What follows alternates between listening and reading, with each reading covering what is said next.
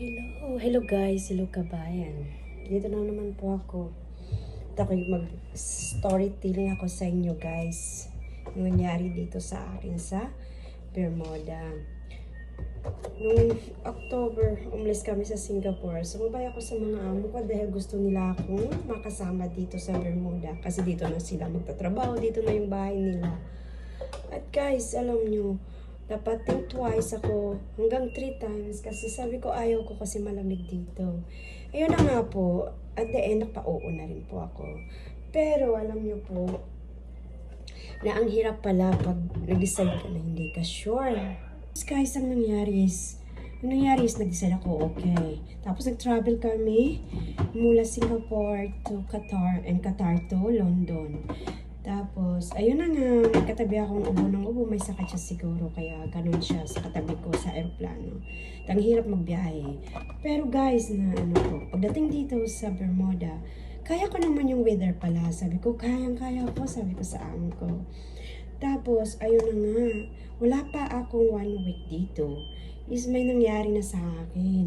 Nilagnat ako, tapos hindi ko kinaya yung lagnat ko, as ang sakit ng ulo ko, hanggang sa nag-rashes po ako, hanggang sa hindi ko na po talaga kaya yung ano ko. So yun na nga guys, nagpa-admit na ako, ay nagpa-check up na ako, sabi ko sa amo ko, i-check up nila, pa-check up nila ako kasi hindi ko na kaya, umiiyak na ako, sasabi ko mamamatay na ako yung time na yun. Kaya agad naman akong dinala ng amo ko sa doktor. So sabi ng doktor, hindi nila alam kung anong sakit ko kasi sobrang taas ng lagnat ko. So ngayon, dinala na nila, sabi ng doktor, refer natin ikaw sa hospital. So ngayon, inuwi pa ako, tapos biniglan lang ako ng gamot pampakalma ng lagnat ko, hindi yun naging effective yun, hindi po. Ayun na nga guys, hindi effective yun. So na-hospital ako. Tapos, hindi ka alam ng mga doktor ko anong gagawin nila. Hindi nila alam kung anong klaseng virus ang dumikit sa katawan ko. Hanggang sa parang sabi nila, ilagay na ako sa emergency room. Tapos na-isolate ako ng 4 days. Na-isolate ako ng 4 days. Walang may makakadalaw. Kahit amo ko, tinetext lang ako. Umiiyak ako doon. Alam mo ginawa ng amo ko, binigay sa akin, mula sa kwarto ko, pinahati doon sa akin yung rosary ko. Tapos sabi niya, magdasal ka, sabi niya.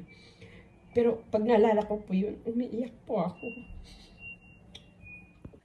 Di ba kasi dito tayo sa ibang bansa, wala tayong karamay.